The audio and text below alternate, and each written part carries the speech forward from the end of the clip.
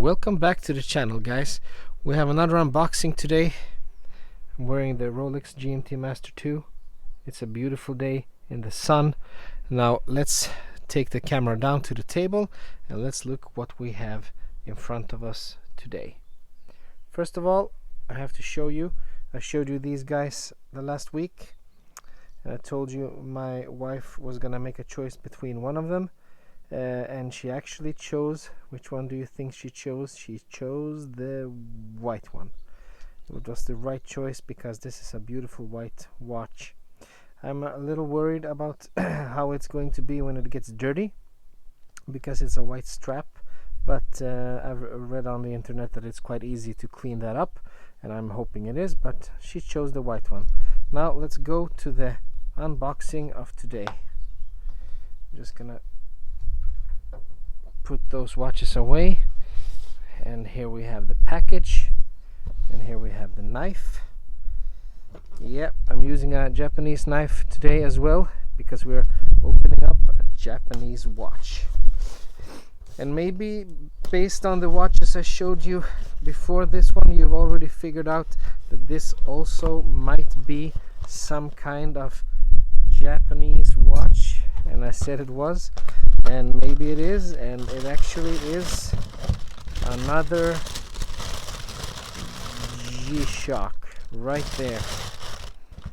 Actually, it was not the box I was expecting. I didn't think that this watch came with these new kind of granite watch boxes. But let's see, maybe they sent me the wrong one. I don't know. Let's find out together. Usual paperwork, warranty cards and stuff like that, instruction manuals, nothing exciting. And then the tin can inside, also with that granite graphics. Let's put this away and let's open up this beauty. I'm actually gonna put the lid over there. I'm gonna put the thingy inside of the lid, and here it is. And as you might suspect, this is a G-Shock Square. I guess this is the G-Shock Square is one of the most common G-Shocks out there. It's a classic G-Shock, but this has a little trick up its sleeve. It has the red details, and you know me, I love red, and it also is solar powered. As you can see, shock resist, 20 bar water resist, radio controlled, solar powered, world time, full auto EL backlight. I think this is the best looking G-Shock Square that I have ever seen, and I thought that I'd try it on. We have the reference number GW-M5610-1ER. There's nothing much to say about this one. It's a classic model, it's a G-Shock, it's a square. Usually I have trouble with these G-Shocks because the resin band, it just doesn't seem to fit me. Either whatever hole I try to size it in, it's either too small or it's a little too loose. And I'm hoping, I'm not hoping, I know this is gonna be the exact same way, but I'm actually hoping to find a replacement for this strap. And if you guys know any websites that you can point me out to where you can find good replacement straps for G-Shocks, please let me know. You can see there we have the back. Actually, I've watched a couple of videos, and the back looks a little different from the other G-Shock Squares back, but the front is the main draw on this one. So let's try it on. I'm just gonna take off my Rolex. It's really warm today in Sweden. It feels like summer is here, even though we're only in May. It's like 25, 22 degrees right now. I think we were up to 25 earlier today, and it's as you can see, this step right there, it's a little too tight for me. As you can see, it looks a little uncomfortable on my wrist. It looks a little too tight. Sure, my wrist is a little swollen right now because it's been a hot day all day and I'm a little warm and sweaty. And let's take it out one notch, and by doing so, nope, still the same notch. Let's take it out one more, and there it should be. Yep, there it is. There we go. And actually this feels a little too loose for me. Or at least, no, actually it feels pretty good right now, for now. But that's because I'm swollen. In regular cases, this would be too loose for me. But actually, it feels really good now. So what's the point in having a G-Shock square? I said I was content with my collection. You know, you can never get enough G-Shocks in your collection.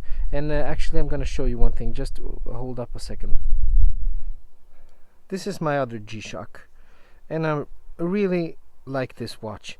It's perfect for me. It's a little bigger. It has a lot of red details, and I really like it.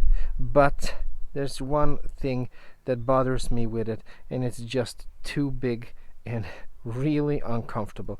I've been thinking about buying adapters for this one as well, and maybe putting it on a NATO strap or something, because this resin strap is really stiff, especially when it comes up to the lugs.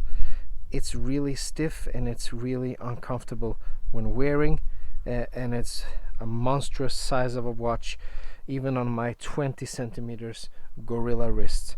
And I really like having a G-Shock in the collection, because even though I usually love steel bracelets on watches, steel watches, when you're going swimming with your kids, or a day on the beach, or going into the woods or something, you really need something like this. Something that you could easily replace, even if it breaks, doesn't cost you anything, and still has some cool history behind it and looks good. I'm just gonna take it off and show you the size difference here. This is a huge G-Shock, and you can see they're compared to each other, they are quite different. And when putting this one on the wrist, you might think that it would look okay on me with my 20 centimeter wrists, and actually I think it looks okay. It's not about the looks, it's more about the comfortability, and it just isn't comfortable. It's just too stiff. I like the look, as I said, and I like the design, like the red details. Red is my favorite color, but it's just too bulky of a watch, and when wearing it after an hour or so, I really feel the fatigue on my arm. That's why I thought that something smaller, something more classic looking would be better, and still I have the red details with this one. So I hope this one is going to be a keeper. Let's see if it is. It's a classic model.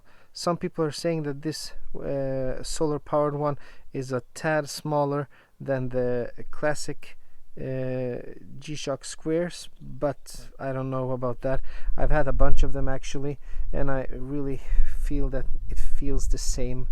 I can't tell any difference just by trying it on like this. Maybe if I had them side by side, I might tell a difference. I think Random Rob is the G-Shock expert on in the YouTube sphere, and I think he made some kind of comparison video with a bunch of them, and he measured them, and he actually said that this one is just a tad smaller. I don't know about that, but it feels good, looks good, looks classy, takes me back to the 80s or 90s, and yeah, that's it. That's the unboxing of the Casio GW-M5610-1ER. I hope you like it. If I keep it, I'm gonna post a review soon, talking about the specs and stuff. And until the next time, if you liked the video, give me a thumbs up. If you really liked it, please subscribe. If you didn't like it, give me a thumbs down. Tell me what you didn't like, and I'll basically see you in the next one. So that said, bye bye.